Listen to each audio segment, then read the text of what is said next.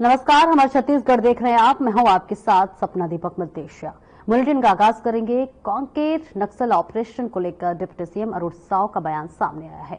उन्होंने कहा कि कांकेर और नारायणपुर की सीमा के पास अबूझमाड़ क्षेत्र में जिस तरीके से सर्च ऑपरेशन में हमारे सुरक्षा बलों को सफलता मिली है, ये काबिले तारीफ है। डिप्टी सीएम अरुण साव ने जवानों को शाबाशी देते हुए कहा कि जवानों ने कई किलोमीटर तक पैदल चलकर और वहां जाकर नक्सलियों को मार गिराया है। ये बहादुरी और साहस का प्रतीक है। कांकेर और नारायणपुर जिले के सीमावर्ती क्षेत्र में अबूझमाड़ के इलाके में कितना कठिन और दुरूह क्षेत्र है, किस प्रकार से सर्च ऑपरेशन को हमारे सुरक्षा के जवानों ने अंजाम दिया होगा, सहज ही इसकी कल्पना कर सकते हैं।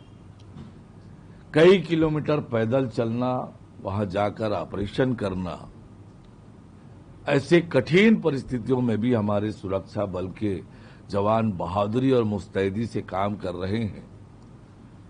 5 नक्सली मुठभेड़ में मारे गए हैं। ये सुरक्षा बल के जवानों की वीरता, बहादुरी और साहस का परिणाम है। डबल इंजन की सरकार की इच्छा शक्ति का परिणाम है और हमारी प्रतिबद्धता को पूरा करने की दिशा में ठोस और मजबूत कदम है कि ऐसे सुदूर अंचल में 5 नक्सली मुठभेड़ में मारे गए हैं। निश्चित रूप से देश के गृह मंत्री जी ने जो कहा है, मार्च 2026 तक बस्तर को नक्सल मुक्त करने का, तो निश्चित रूप से उसी दिशा में हमारी सरकार ठोस और मजबूत काम कर रही है।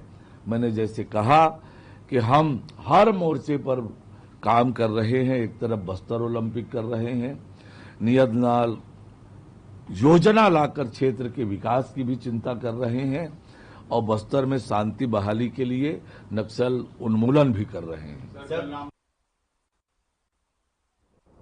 और बस्तर विकास प्राधिकरण की बैठक को लेकर कांग्रेस संचार प्रमुख सुशील आनंद शुक्ला का बयान सामने आया है। उन्होंने कहा कि सरकार को बने 1 साल हो गए हैं और आज बैठक हो रही है और अब तक कार्य योजना तैयार हो जानी चाहिए थी। बस्तर विकास प्राधिकरण की बैठक 2 बार हो जानी थी। 5 साल पहले वहां के लिए जो लक्ष्य निर्धारित किया जा रहा था, उसकी समीक्षा की जानी थी। बस्तर में 7 जिले आते हैं और एक बड़ा भूभाग विकास से वंचित है। स्थानीय विधायक को अध्यक्ष बनाया था। छत्तीसगढ़ पुलिस, विशेष तौर पर राजधानी रायपुर की पुलिस पूरी तरीके से निकम्मी, निष्क्रिय और नाकाबिल हो चुकी है। रोज रोज हत्याएं हो रही हैं। अब तो स्थितियां इतनी भयावह हो गई हैं कि कब कहां पे चोरी हो जाए, उठाईगिरी हो जाए, उसके बाद पुलिस उसमें एफआईआर दर्ज करेगी, इसकी गारंटी नहीं है। एक किसान के यहाँ 62 लाख रुपए से अधिक की चोरी हो गई। परिवार एक पखवाड़े तक घूमते रहा, पुलिस थाने घूमते रहा, रिपोर्ट नहीं लिखी गई। अंततः जब परिवार का एक सदस्य किसी को लेके किसी माध्यम से डीजीपी के यहाँ तक पहुंचा, तो डीजीपी के फटकार के बाद एफआईआर दर्ज की गई। उसमें भी तुलना यह है कि अपनी गलती मानने के बजाय एडिशनल एसपी परिवार के ऊपर दोष दे रहे हैं कि परिवार रिपोर्ट लिखाने के प्रति गंभीर नहीं था। परिवार थाने पहुंच गया, थाने का चक्कर काट रहा है, डीजीपी के यहाँ तक पहुंच गया, और कैसी गंभीरता चाहिए। परिवार पेन और कागज लेके आए, उसके बाद पुलिस एफआईआर दर्ज करेगी। बेशर्मी की सारी सीमाओं को छत्तीसगढ़ पुलिस ने पार कर दिया है। यही कारण है कि छत्तीसगढ़ का लॉ एंड ऑर्डर लगातार बद से बदतर होते जा रहा है। इससे ज्यादा दुर्भाग्यजनक और क्या हो सकता है कि नई सरकार को बने 1 साल हो गया, अब जाके सरकार बस्तर विकास प्राधिकरण की बैठक करने जा रही है, जबकि अभी तक बस्तर विकास प्राधिकरण की बैठक 1-2 बार हो जानी चाहिए थी। कार्य योजना बनाई जानी चाहिए थी। पिछली सरकार ने 5 साल पहले जो वहां के लिए लक्ष्य निर्धारित किया था, उसकी समीक्षा की जानी चाहिए थी। बस्तर में 7 जिले आते हैं। प्रदेश का एक बड़ा भूभाग जो विकास की मुख्य धारा की दौर से अभी वंचित है, उसको विकास में समानांतर रूप से आगे लाने के लिए बस्तर विकास प्राधिकरण का गठन किया गया था और वहीं के वरिष्ठ विधायक को हमारी सरकार ने उसका अध्यक्ष बनाया था। मुख्यमंत्री स्वयं अध्यक्ष बन गए, उनके पास फुर्सत है नहीं, प्राधिकरण की बैठक ले नहीं रहे हैं, सारे काम रुके हुए हैं। बस्तर के आदिवासियों की उन्नति के लिए जो योजनाएं बनाई जानी चाहिए, बस्तर के क्षेत्र के विकास के लिए जो कार्य योजना बनाई जानी चाहिए, वो सब पिछड़ी हुई है।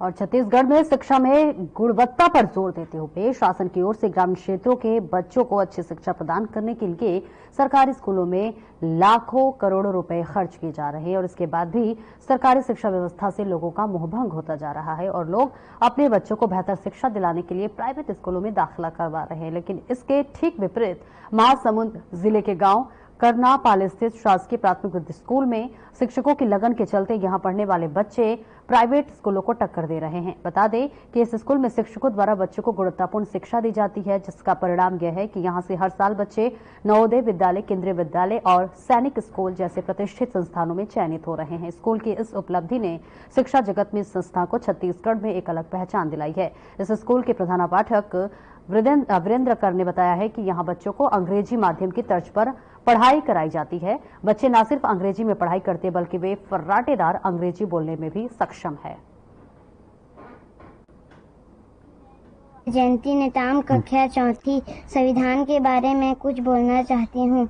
हम भारत के लोग भारत को एक संपूर्ण प्रभुत्व संपन्न समाजवादी पंथ निरपेक्ष लोकतंत्रात्मक गणराज्य बनाने के लिए तथा उसके समस्त नागरिकों को सामाजिक, आर्थिक और राजनीतिक न्याय, विचार, अभिव्यक्ति, विश्वास, धर्म और उपासना की स्वतंत्रता, प्रतिष्ठा और अवसर की समता प्राप्त करने के लिए तथा उन सब में व्यक्ति की गरिमा और राष्ट्र की एकता और अखंडता सुनिश्चित करने वाली बंधुता बढ़ाने के लिए दृढ़ संकल्प होकर अपनी इस संविधान सभा में आज तारीख 26 नवंबर 1949 ईस्वी को एतद द्वारा इस संविधान को अंगीकृत, अधिनियमित और आत्मसमर्पित करते हैं।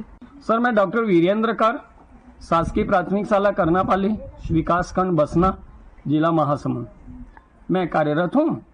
मेरे विद्यालय में वर्तमान में बालवाड़ी से 5वीं तक 6 कक्षाएं संचालित हैं और यहाँ 2 शिक्षक, डॉक्टर गिरधारी साहू सर और मैं, दोनों शिक्षक यहाँ पदस्थ हैं।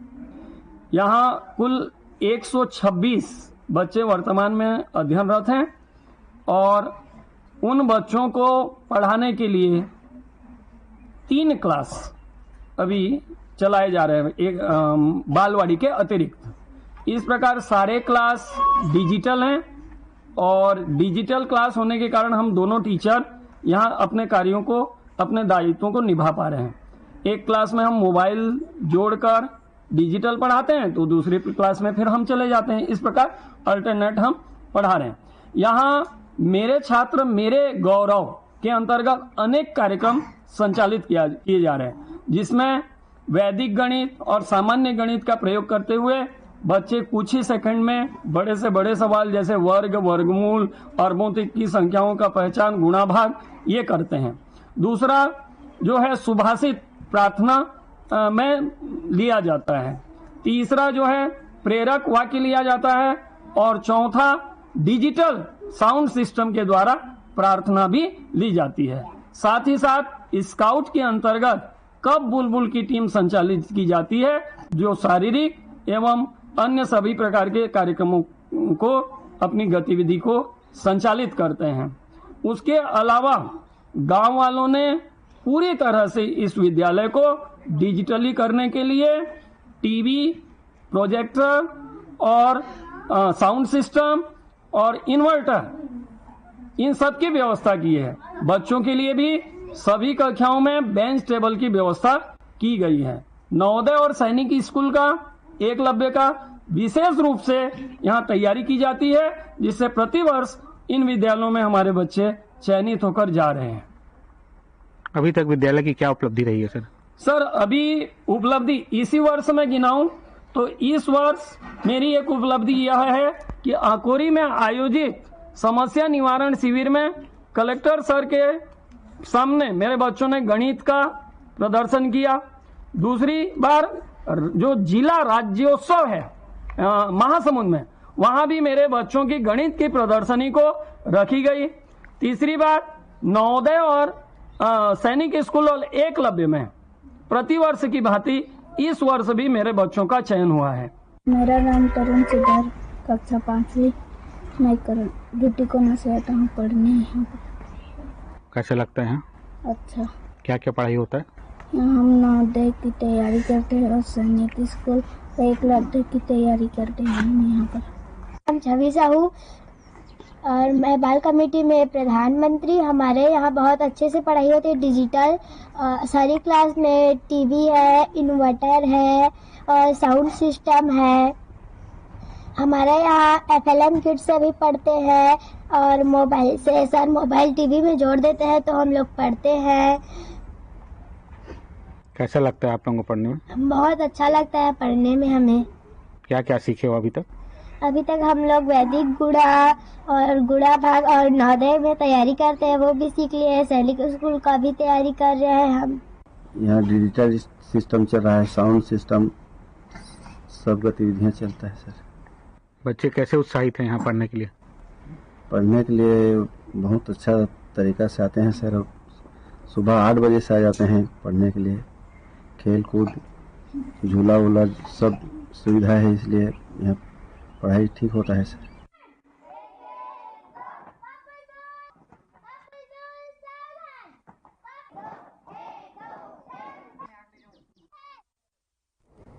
छत्तीसगढ़ में महाराष्ट्र सीमा से लगते अबूझमाड़ क्षेत्र में सुरक्षा बलों और नक्सलियों के बीच भीषण मुठभेड़ हुई है। आपको बता दें कि महाराष्ट्र के CSST कमांडोज के साथ पुलिस टीम का ये अब तक का सबसे बड़ा ऑपरेशन बताया जा रहा है, जहां मुठभेड़ में कई नक्सलियों के मारे जाने की खबर है। फिलहाल पुलिस ने अब तक 5 नक्सलियों के शव को बरामद कर लिया है। वहीं इस मुठभेड़ में 2 जवान घायल हुए हैं। दोनों जवानों को इलाज के लिए रायपुर लाया गया है।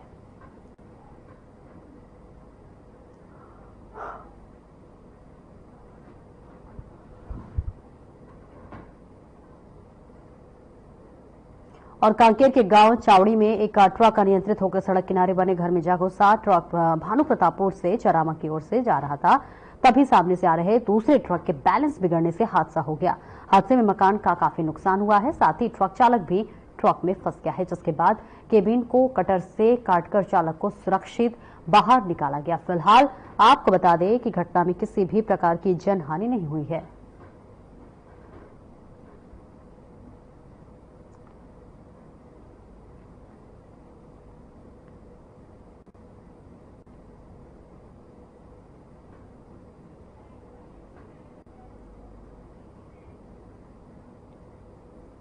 छत्तीसगढ़ में नई औद्योगिक नीति को लेकर मौजूदा सरकार के उप मुख्यमंत्री अरुण साव ने आज पत्रकारों को संबोधित किया। उन्होंने कहा कि नई औद्योगिक नीति 2024 देश भर के लिए लाभदायी है, तो वही अनुसूचित जनजाति से लेकर प्रदेश के हर युवाओं को इस नई उद्योग नीति में काफी फायदा होने वाला है।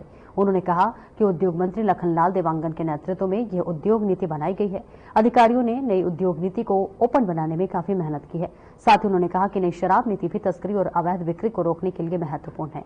आगे उन्होंने कांग्रेस पर तंज कसते हुए कहा कि जिन्होंने शराबबंदी की कसम खाई थी, उन्होंने शराब दुकानों में डबल काउंटर लगाकर उगाई करने का काम किया। यदि वे इस नई लेकर नीति को गलत ठहरा रहे हैं तो उनको यह बोलना शोभा नहीं देता है। आगे उन्होंने नई औद्योगिक नीति को लेकर कहा कि छत्तीसगढ़ की नई औद्योगिक नीति देश भर के विकास में एक नई भूमिका निभाएगी। साथ ही छत्तीसगढ़ के विकास में ये कई महत्वपूर्ण भूमिका निभाएगी। से राज्य में हमारी सरकार बनी है, डबल इंजन की सरकार ने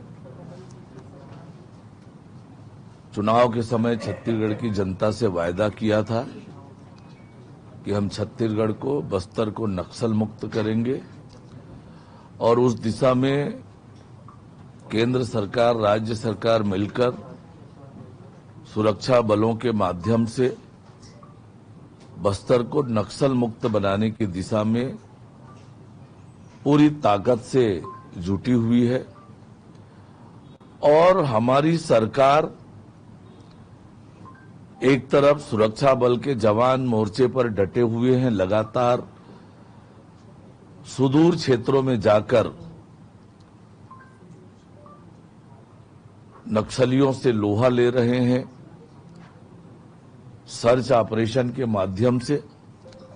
वहीं दूसरी ओर बस्तर ओलंपिक जैसे कार्यक्रमों के माध्यम से बस्तर के युवाओं को आगे बढ़ने का और विकास के साथ जोड़ने का, उनकी प्रतिभा को निखारने का भी काम हमारी सरकार कर रही है। तो निश्चित रूप से इसका आने वाले समय में सुखद परिणाम मिलेगा। जिस कांग्रेस पार्टी ने अपने 60 सालों के सरकार में गरीबी हटाओ का नारा दिया और गरीबों को लूटने का काम किया, गरीबों के हित के लिए कोई काम नहीं किया, अनुसूचित जाति, जनजाति, पिछड़ा वर्ग, गरीब, गांव के लोगों का शोषण लगातार होता रहा। और आज कांग्रेस के नेता इस प्रकार से बात करते हैं, उन्हें इस तरह की बात करने का कोई अधिकार नहीं है। वास्तव में नरेंद्र मोदी जी के नेतृत्व में सरकार बनने के बाद गांव, गरीब और किसान की तरक्की और बेहतरी के लिए योजना बनाकर काम हो रहा है। लोगों के जीवन को सुलभ और आसान बनाने का काम लगातार हो रहा है। यदि उन्हें दिखता नहीं है ये काम, तो ये उनको मुबारक हो। ये कांग्रेस पार्टी के नेता अपने 5 साल के काम को क्यों भूल गए इतना जल्दी? सैकड़ों करोड़ रुपए का शराब घोटाला किया, छत्तीसगढ़ की जनता को शराबबंदी का वादा करके धोखा दिया, घर घर शराब बेचने का काम किया, गली गली मोहल्ले मोहल्ले में कोचियों के माध्यम से शराब बेचा और शराब दुकानों में डबल काउंटर लगाकर छत्तीसगढ़ के राजस्व को लूटने का काम किया। उस कांग्रेस को इस तरह के निराधार और बेबुनियाद आरोप लगाने का कोई हक नहीं है। हमारी सरकार शराब की अवैध बिक्री, शराब की तस्करी, इन सब पर रोक लगाने के लिए ठोस और मजबूती से काम कर रही है और तो इनके पेट में आज दर्द हो रहा है। अवैध शराब, शराब की तस्करी और सार्वजनिक स्थानों पर शराब की बिक्री और सेवन पर रोक लगाने के लिए ये निर्णय लिए जा रहे हैं। और जब भी जनहित का काम होता है, राज्य के हित का काम होता है, हमेशा कांग्रेस के पेट में दर्द होता है। देखिए, जब भी विकास होता है, वर्षों तक रेलवे की दुर्दशा थी, आप सबने देखा है। प्रधानमंत्री माननीय नरेंद्र मोदी जी के नेतृत्व में सरकार बनने के बाद रेलवे का जिस तरह से विकास हो रहा है, यात्री सुविधाओं में जिस प्रकार से विस्तार हुआ है, आज एयरपोर्ट की तरह हमारे रेलवे स्टेशन दिखते हैं। और आज जब तेज गति से विकास के काम रेलवे में हो रहा है, दोहरीकरण का काम, तिहरीकरण का काम, जिन स्थानों पर रेल नहीं पहुंचे हैं वहां रेल पहुंचाने का काम, और जब तेज गति से विकास के काम होते हैं तो थोड़े अवरोध करने पड़ते हैं, थोड़ी तकलीफ उठानी पड़ती है। पर यह तकलीफ आने वाले समय की सुविधाओं के लिए है और ये तात्कालिक रूप से है, थोड़े दिनों के लिए है। ये सब ठीक हो जाएगा और विश्व स्तर की रेल सुविधाएं भारत के रेल यात्रियों को, क्षेत्र के रेल यात्रियों को मिलेगी। एक लंबी कवायद के बाद उद्योग जगत सहित सभी स्टेक होल्डर से चर्चा करके राज्य की वर्तमान परिस्थिति पर पूरी तरह से विचार करके नई औद्योगिक विकास नीति 2024-30 छत्तीसगढ़ सरकार ने विष्णुदेव साय जी के नेतृत्व में हमारे उद्योग मंत्री लखनलाल देवांगन जी के मार्गदर्शन में बनाया है। हमारे अधिकारियों ने खूब मेहनत की है। उद्योगपति, उद्योग जगत से भी सलाह लिया है और एक बहुत अच्छी औद्योगिक नीति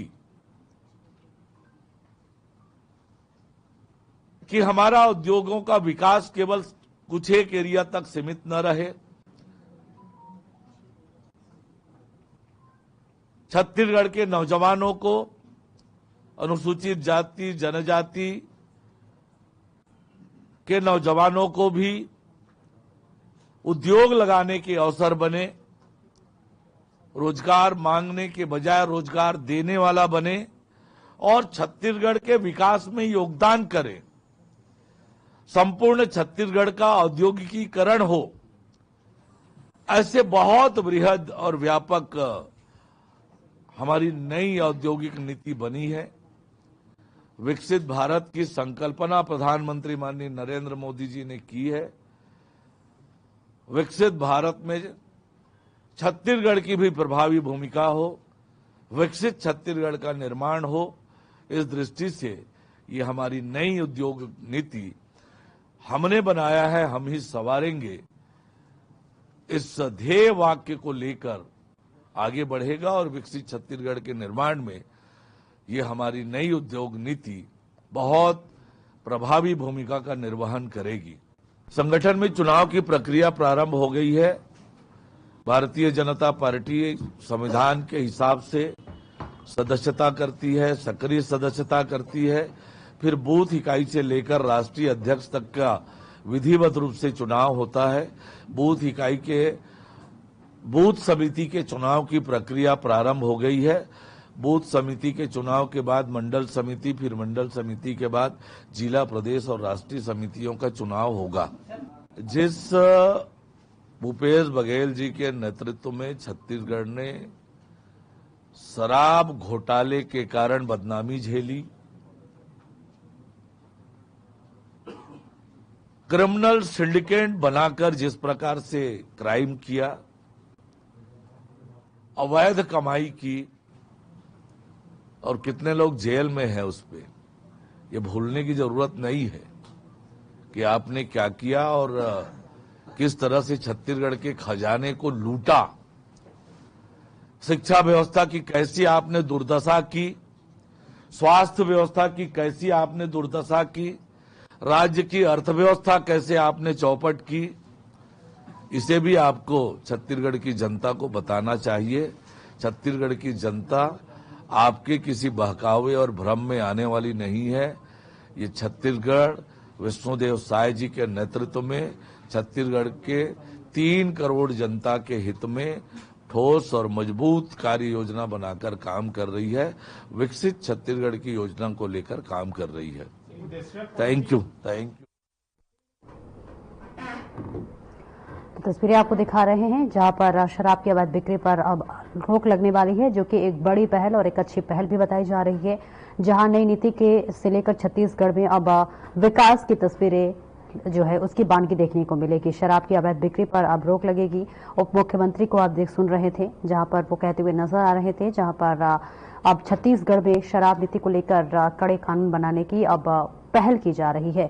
नई औद्योगिक नीति को लेकर भी अब कई तरह के जिक्र उप मुख्यमंत्री करते हुए नजर आए, जहां पर छत्तीसगढ़ में अब नए विकास की इबारत लिखा जाएगा। शराब की अवैध बिक्री पर भी जो है वो रोक लगने वाली है और इसके लिए कड़े निर्देश दिए जा रहे हैं, जहां उप मुख्यमंत्री भी कहते हुए नजर आए कि अब जो शराब नीति है उसको लेकर अब कड़ा संदेश दिया जा रहा है और इसी के साथ साथ शराब की जो अवैध बिक्री है उस पर रोक लगाई जाएगी। छत्तीसगढ़ में नई नीति से विकास होगा और विकास के नजरिए से अगर देखें तो कई तरह की बातों का जिक्र करते हुए उप मुख्यमंत्री अरुण साव नजर आए, जहां पर छत्तीसगढ़ की नई औद्योगिक नीति पर चर्चा कर रहे थे और जिसके तहत बताया गया कि शराब की जो अवैध बिक्री है उस पर रोक लगेगी। अब अवैध रूप से शराब की बिक्री नहीं हो सकेगी। तो छत्तीसगढ़ में अब जो है विकास की नीति पर जोर दिया जा रहा है और इसी के साथ साथ आपको बताते चले कि उप मुख्यमंत्री अरुण साव प्रेस कॉन्फ्रेंस के जरिए तमाम बातों का जिक्र करते हुए नजर आए। फिलहाल इस बुलेटिन में इतना ही। दीजिए इजाजत। नमस्कार।